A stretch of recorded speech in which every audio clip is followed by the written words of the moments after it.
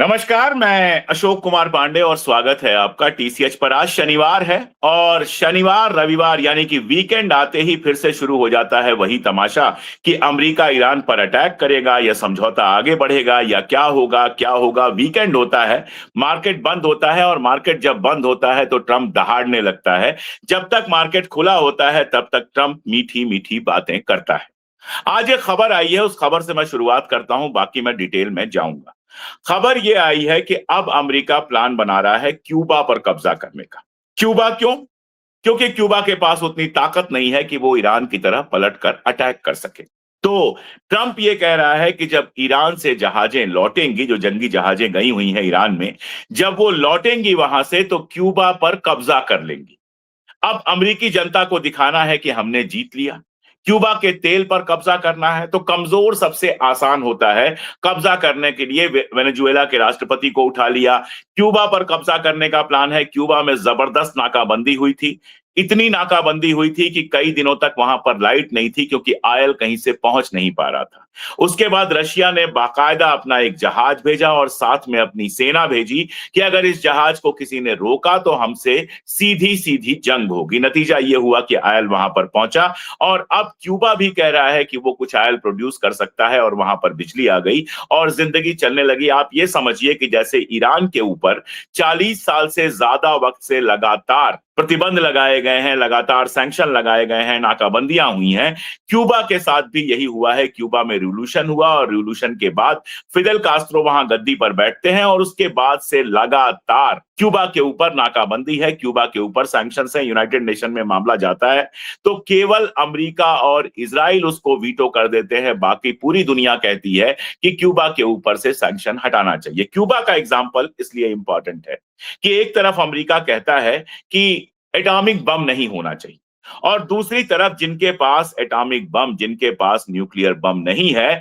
उन पर कभी भी कब्जा करने की, कभी भी उनके साथ गुंडागर्दी करने की कोशिश करता है। और यहां पर सबसे बड़ा एग्जाम्पल हमारे सामने नॉर्थ कोरिया का आता है, जिसने वक्त रहते न्यूक्लियर बम बना लिया था। इसलिए अमेरिका हिम्मत नहीं कर पाता है नॉर्थ कोरिया की तरफ अपना जहाजी बेड़ा भेजने के लिए या उस पर किसी तरह का अटैक करने।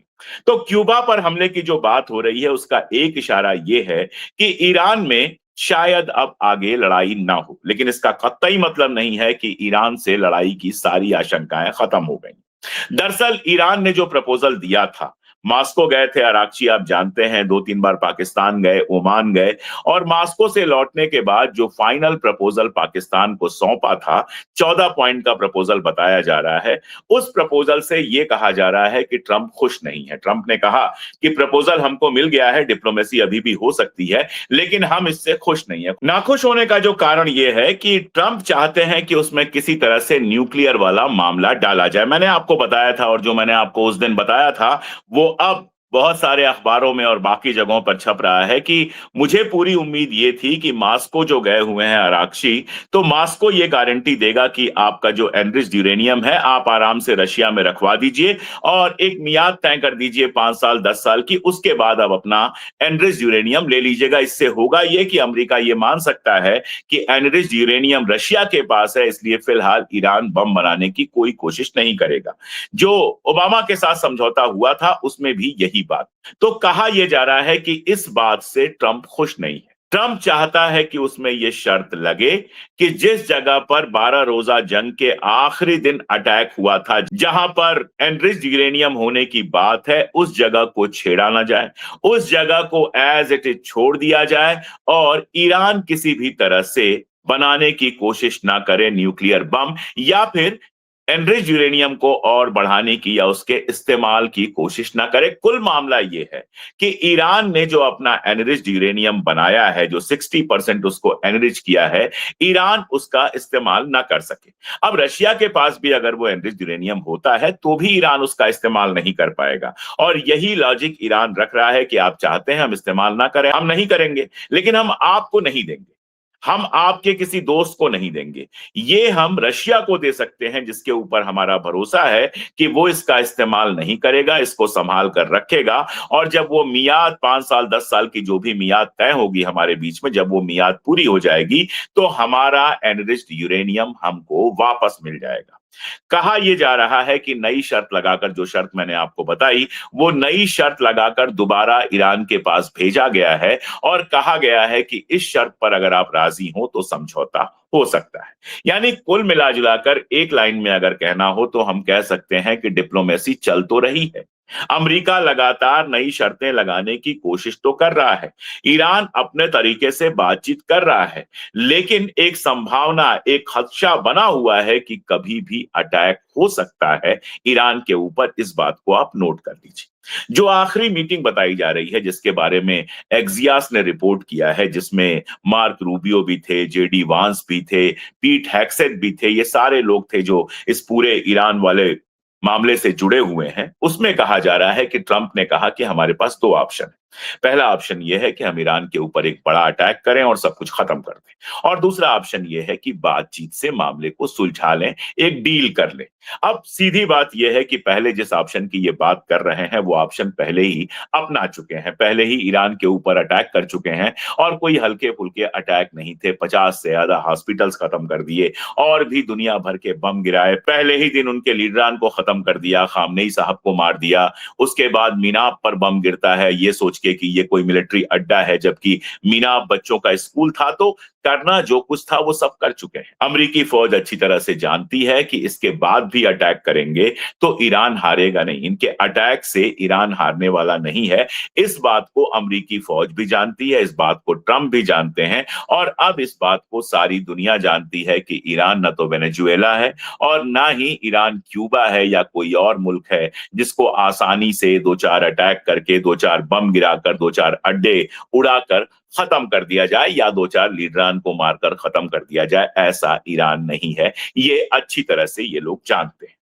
अब दिक्कत यह है कि जनता को दिखाना है कि हम हार नहीं मान रहे हैं, इसलिए ये एक खबर एक्सियास के माध्यम से फ्लोट कराई जाती है कि अगर ईरान डील नहीं करेगा तो हम अटैक कर देंगे। हकीकत यह है कि ट्रंप भी शायद दिल ही दिल में ये मान चुके हैं कि कोई ना कोई डील करके निकलना पड़ेगा, और जो डील करके निकलना पड़ेगा उसमें सिर्फ अमेरिका का फायदा नहीं होगा, उसमें ज्यादा फायदा ईरान का होगा। और इन सबके बीच में एक और मजेदार पेच है। 1976 में एक रूल बना था अमेरिका के अंदर, एक पास हुआ था, बिल पास हुआ था, जिसके तहत कहीं भी अगर आप जंग कर रहे हैं और ये जंग 60 दिन से ज्यादा लंबी खिंचती है तो आपको फिर से एक बार कांग्रेस में यानी वहां की संसद में जाना पड़ेगा और वहां से उसको फिर से रेटिफाई कराना पड़ेगा। यानी वहां की संसद जब अलाउ करेगी इस बात को कि आप आगे लड़ाई को जारी रख सकते हैं, तभी आप 60 दिन से ज्यादा की लड़ाई को जारी रख सकते हैं। ये 60 दिन आज खत्म हो रहा है अमेरिका में, कल हमारे हिसाब से खत्म हो गया क्योंकि कल फ्राइडे था।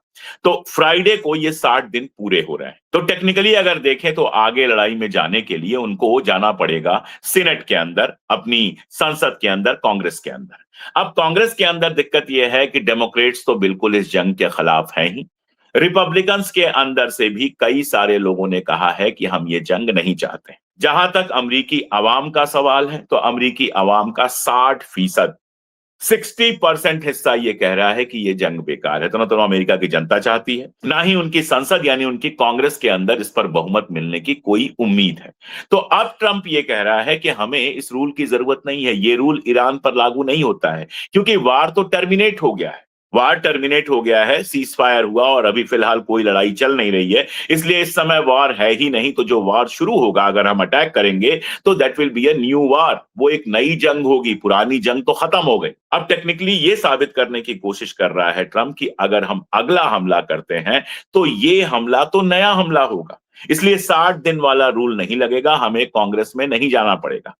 इसके दो मानी है। पहला मानी तो यह है कि वो इस बात से डरा हुआ है कि कांग्रेस के अंदर उसको समर्थन नहीं मिलेगा, डेमोक्रेट्स का भी समर्थन नहीं मिलेगा और अपनी रिपब्लिकन पार्टी से भी बहुत सारे लोगों का समर्थन नहीं मिलेगा। कांग्रेस के अंदर ये प्रस्ताव गिर जाएगा और फिर अगर उसके बाद वो ईरान पर हमला करता है तो अमेरिकी कानूनों के हिसाब से ये हमला इल्लीगल हमला होगा, गैर कानूनी हमला होगा। दूसरी बात यह है कि अगर वो ये कह रहा है कि ये नई लड़ाई है तो ये साबित करना भी कोर्ट के अंदर, अगर कल को कोर्ट में मामला जाता है, कल को कांग्रेस में इस पर बहस होती है तो ये भी बहुत मुश्किल होगा। क्यों?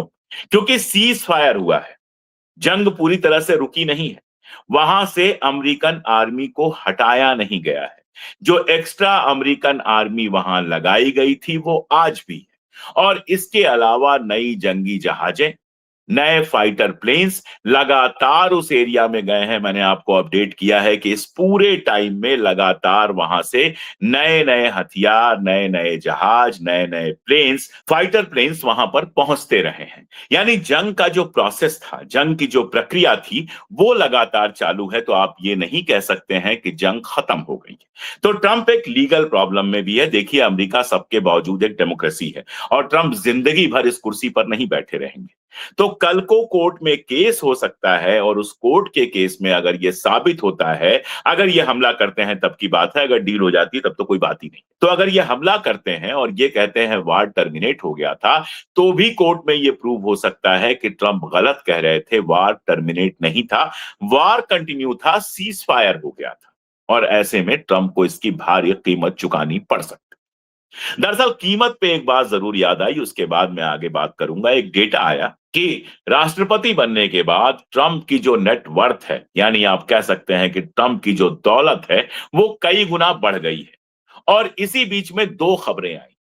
पहली खबर तो ये आई कि जो मिडिल ईस्ट की कंट्रीज हैं, जहां बेसिस वगैरह को नुकसान पहुंचा है, जो नए हथियार खरीदना चाहती हैं, अमेरिका अब उनको हथियार बेचेगा, बिलियंस के हथियार बेचेगा। और दूसरी खबर यह आई थी कि जो ड्रोन सप्लाई हो रहे हैं, उसमें ट्रंप के बेटे का रोल है, ट्रंप के बेटे से जुड़ी हुई कंपनी का रोल है। तो ये जंग आप कह सकते हैं कि ट्रंप फैमिली के लिए भी पैसा कमाने का धंधा बन चुकी है। आज नहीं कल अमेरिका में इस पर भी बहस होगी, और ये मामला भी कोर्ट के अंदर जाएगा। अब आप देखिए कि अमेरिका का क्या हाल हुआ है इस जंग में। ये जंग जब शुरू हुई तो उस समय अमेरिका के अंदर जो गैस की कीमत थी, जिस गैस से गाड़ियां चलती हैं, वो $2-2.5 के आसपास थी।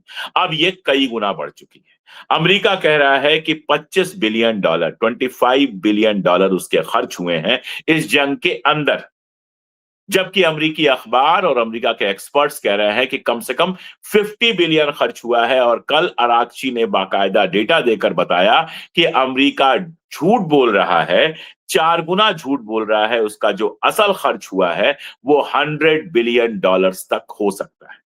तो अमेरिका के $100 बिलियन खर्च हो चुके हैं उस स्ट्रेट ऑफ होर्मुज को खुलवाने के लिए, जो पहले खुली हुई थी, और उस न्यूक्लियर बम को बनने से रोकने के लिए, जो खामनेई साहब के फतवे के चलते बनना ही नहीं था। और हासिल क्या हुआ है? हासिल कुछ नहीं हुआ है। ट्रंप की जो अपनी रेटिंग है वो लगातार गड्ढे में गई है। अमेरिकन इकॉनमी लगातार गड्ढे में जा रही है। बताया जा रहा है कि उसका जो डेट है, जो उसने उधार लिया है, वो उसकी जीडीपी से ज्यादा हो गया है। और ऐसे में अगर अगर आपने सुना होगा, अगर आपने पढ़ा होगा, बेसिकली जो मुस्तफा खामनेई साहब ने ट्वीट्स किए, एक के बाद एक दुनिया को मैसेज दिया, और दुनिया से ज्यादा मैसेज दिया उन्होंने गल्फ कंट्रीज को। उन्होंने कहा कि अमेरिका को बाहर कीजिए, हम आपस में मिलकर एक ऐसा ग्रुप बनाते हैं जो आयल के व्यापार पर पूरा कंट्रोल रखेगा, स्ट्रेट ऑफ होर्मुज पर कंट्रोल रखेगा, और दुनिया को हम तेल बेचेंगे, उसमें अमेरिका का रोल खत्म कर दीजिए। अमेरिका का रोल आप जानते हैं, पेट्रो डॉलर का है। जो भी आयल वहां से बेचा जाता है, वो सब डॉलर में बेचा और खरीदा जाता है। सऊदी अरबिया बेचेगा तो वो भी डॉलर में बेचेगा, यूएई बेचेगा तो वो भी डॉलर में बेचेगा, ओमान बेचेगा तो वो भी डॉलर में बेचेगा, कतर वगैरह जितनी वहां पे कंट्रीज हैं, गल्फ की कंट्रीज हैं, वो पेट्रोल खुद पैदा करती हैं, आयल खुद पैदा करती हैं, उसमें सारी लागत उनकी लगती है, बेचती वो है, लेकिन बेचा जाता है डॉलर में। इससे फायदा क्या होता है? बेचने वाले को भी डॉलर रखना पड़ता है, और खरीदने वाले को भी डॉलर खरीदना पड़ता है। तो दुनिया में डॉलर की डिमांड हमेशा ऊंची बनी रहती है, और खराब इकोनॉमी के बावजूद अमेरिका की इकोनॉमी जो है ऊपर से मजबूत बनी रहती है, क्योंकि डॉलर की डिमांड दुनिया भर में रहती है। अब अगर ये डॉलर, जैसे ईरान ने किया, जो स्ट्रेट ऑफ होर्मुज में वो वसूल रहा है, वो अपने रियाल में वसूल रहा है, ना तो युआन में वसूल रहा है और ना ही डॉलर में वसूल रहा है। तो वो अपने रियाल में वसूल रहा है। अब आप कल्पना कीजिए, तसव्वुर कीजिए कि ये जो कंट्रीज हैं, ये सब मिलके आपस में तय करती हैं कि अपना जो बिजनेस है, अपनी तिजारत जो है वो हम खुद करेंगे, हम अपना माल बेचेंगे, और हम युआन में चाहेंगे तो युआन में बेचेंगे, लोकल करेंसी में चाहेंगे लोकल करेंसी में बेचेंगे, उसमें डॉलर का कोई रोल नहीं होगा। डॉलर की डिमांड दुनिया भर में जबरदस्त तरीके से गिरेगी और अमेरिका जो सुपर पावर है, जिसकी सुपर पावर होने की बहुत सारी हकीकत पहले ही खुल चुकी है, और ज्यादा उसकी इकोनॉमी पूरी कंडीशन में चल जाएगी। इसीलिए आप देखते हैं कि यूएई खटाक से बाहर होता है, ओपेक और ओपेक प्लस से बाहर होता है, और अब ये हो रहा है कि जीसीसी वगैरह से भी वो बाहर जाएगा, क्योंकि वो अमेरिका और इजराइल के दबाव में काम करता है, तो ऐसे किसी ग्रुप का हिस्सा नहीं हो सकता। ग्रुपिंग की बात एक और वजह से मैं कह रहा हूं, खबर ये आ रही है कि पहले ही ईरान ने सऊदी अरबिया और ओमान से कह दिया था कि भाई हम यूएई को बहुत जबरदस्त हिट करने वाले हैं, क्योंकि ये इजराइल के लिए काम करता है। यानी सऊदी अरबिया और ओमान को पहले से पता था कि यूएई जबरदस्त हिट होने वाला है। यानी यूएई को सिंगल आउट किया गया था, और यह हकीकत है कि सबसे ज्यादा अगर मिसाइलें कहीं गिरी हैं तो वो यूएई पर ही गिरी हैं, और अब यूएई खुद सिंगल आउट हो गया है, बाहर निकल गया है, ओपेक से बाहर निकल गया है, जीसीसी से बाहर निकलने की बात कर रहा है। यानी गल्फ कंट्रीज के जितने एसोसिएशंस हैं उनसे बाहर निकलने की कोशिश कर रहा है। मैं ये नहीं कह रहा हूं ऐसा हो जाएगा, लेकिन अगर जंग के बाद गल्फ कंट्रीज ईरान के साथ वर्किंग रिलेशन बना लेती हैं, तो ये समझिए कि दुनिया का नक्शा, इकोनॉमिक नक्शा बहुत ज्यादा बदल जाएगा। इसलिए ट्रंप को बहुत सारी चिंताएं हैं, ट्रंप डील करना चाहता है, और ट्रंप ये भी जानता है कि इस जंग को वो हार चुका है, जो डील करेगा उसमें ईरान को दुनिया भर की छूट उसको देनी पड़ेगी, और उसको ये भी देखना है कि इसके बाद ईरान जो बेहद मजबूत मुल्क बनकर उभरेगा, जिसकी इकोनॉमिक कंडीशन भी पहले से बहुत बेहतर होगी, उसका मुकाबला मार्केट के अंदर कैसे करेगा अमेरिका, कितने गल्फ कंट्रीज का उसको साथ मिलेगा और कितने गल्फ कंट्रीज का साथ नहीं मिलेगा। इसलिए इस समय तीन चीजें बहुत गौर से देखने की जरूरत है। पहली बात तो ये कि क्या अमेरिका फिर से ईरान पर हमला करने की हिमाकत करेगा। अगर ये हिमाकत करेगा तो ये जंग कोई 2 दिन 4 दिन में खत्म नहीं होगी। मैं पहले बता चुका हूं कि ये जंग महीनों चलेगी, 1 साल 1.5 साल 2 साल चल सकती है। ईरान अब बातचीत की टेबल पर इतनी आसानी से नहीं लौटेगा।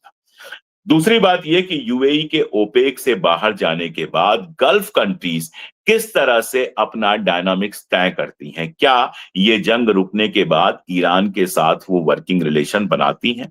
अगर बनाती हैं तो ये बहुत बड़े चेंज की तरफ इशारा करेगा। ओमान ने तो ईरान के साथ दोस्ती निभाई है जंग के दौरान भी। और तीसरी बात ये कि जो डील होती है उसमें न्यूक्लियर मसले पर ईरान कितनी छूट देता है। एक बात तय है कि ईरान अपना एनरिच्ड यूरेनियम जो है ना तो अमेरिका को देगा और ना किसी अमेरिका परस्त गल्फ कंट्री को देगा। वो या तो रशिया को दे सकता है और या फिर किसी और चीज पर समझौता कर सकता है। तो आने वाले 3-4 दिन बेहद इंपॉर्टेंट होंगे। कल संडे है और देखते हैं संडे को कोई एडवेंचर करते हैं ट्रंप या फिर खामोशी से डील का इंतजार करते हैं। मेरी उम्मीद यह है कि एडवेंचर शायद ना करें, डील की तरफ ही जाएं, लेकिन वही है कि डील तभी होगी जब ईरान की भी कुछ शर्तें मानी जाएंगी और ये गुंडागर्दी जो है, लगातार धमकियों की बात है, ये खत्म होगी। फिलहाल ये अपडेट्स हैं, आगे भी जो अपडेट आएंगे मैं लगातार अपडेट करता रहूंगा। जुड़े रहिए हमारे साथ, देखते रहिए हमारे वीडियोस, और अगर सब्सक्राइब ना किया हो अभी तक चैनल को तो सब्सक्राइब जरूर कर लीजिए। आज के लिए इतना ही, बहुत शुक्रिया।